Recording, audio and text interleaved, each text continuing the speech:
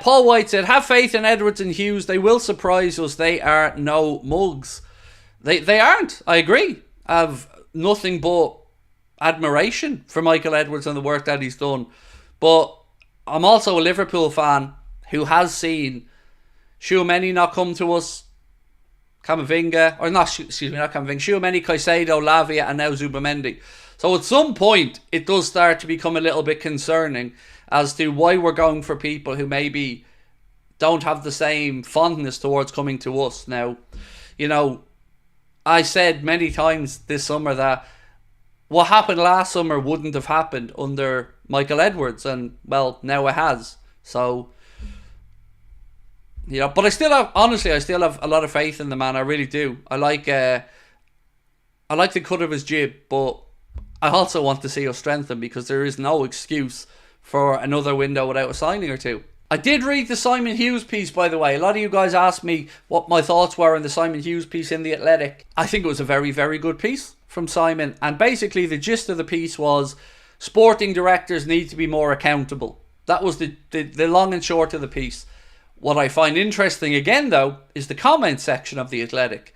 It is where, in my humble opinion, you see the greatest divide between sporting cultures from America and Europe in how everybody views what football clubs are supposed to do and how answerable they are to fans. A lot of the comments are, well, it's a privately owned club.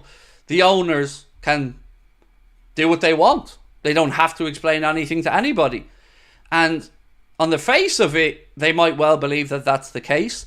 But we've seen previously, all they are custodians of football clubs. If football fans get together and decide that an owner needs to be ousted, more often than not, it'll happen. Now, to get back to Simon's piece on the sporting director, it is a model where in Germany, maybe the Netherlands, and certainly in other places, the sporting director will come out with the manager and to press conferences and interact and answer questions maybe on the business side of things that aren't coaching related. Sometimes those answers won't be very forthcoming. They'll be kind of just going around in a circle. But we were kind of, I think, led to believe that maybe we would see a bit of Richard Hughes more. To the best of my understanding, I think it's just been that one initial press conference with Arne Slot. But I agree. You know, these guys are in really powerful positions of football clubs. And people can have to say about whether they think the modern culture of sporting directors is good or a bad thing. But ultimately, it is a very modern thing. And they have a lot of power. So yes, I do agree with Simon that they should be answerable to the stakeholders, the fans. And they should be more forthcoming with at least availability to questions from the media. Whether they dodge those questions or not, I guess is another conversation. Paul Hegarty said, it's crazy to think we have to get more money in on sales to buy a decent target. Fair, but it's also crazy to think, Paul, that we still haven't signed anyone. What really annoys me though, Paul, is no plan B options. Because it's been many years looking for this mythical number 6. We ended up landing on a player who was notoriously difficult to get out of Sociedad. Many clubs have tried it. Arsenal tried it. Now it seems like we got the closest, but still didn't get it done. So to have taken that long and then go for a very difficult signing and not get it done and have no other option, that is inexcusable to me, personally. But I can only give you my opinion. On top of that, to have done nothing about contract renewals, it feels like we are really rolling the dice here. And how does your captain and vice captain feel about not being a priority? Not great, I can imagine. You know, they'll say all the right things publicly, but when you've got young players like Harvey Blair and Bobby Clark and McConnell, I think it was, posting up those images, something doesn't feel right here. Something just doesn't feel right. I don't know what it is, but something doesn't feel right. So James Pearce has been speaking about or quoting former Liverpool Director of Research Ian Graham, who was speaking about whether Klopp became more difficult to work with. This is what he had to say.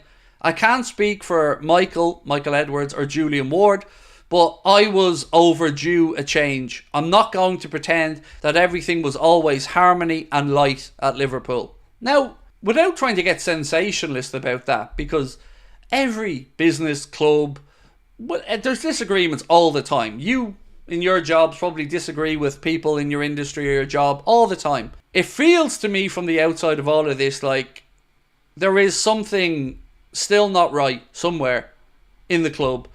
I'm disappointed to see those young players feeling that they almost have to push to get themselves some football or get out of the club.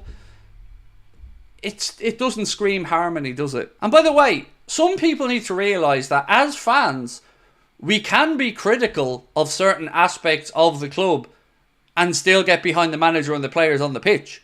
Most of us are passionate about this transfer window because we believe in the players and the manager, but know there are slight deficiencies that over the course of a long, grueling season will lead to injuries or a suspension come up. Something that in the very big moments, and remember, we're always told that football's a game of small margins, and it is. So adding strength and depth and quality is a minimum. Now, I'm getting a bit fed up of hearing that Liverpool won't be put under pressure by outside influences and they will only go for the players that they absolutely want. That's grand. But you need to do something.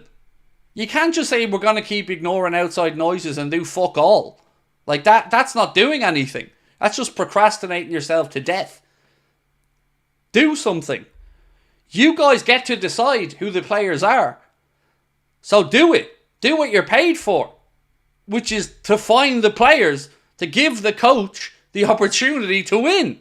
Do it. Thoughts on bringing in a centre-back and a sixth to rotate with Ryan?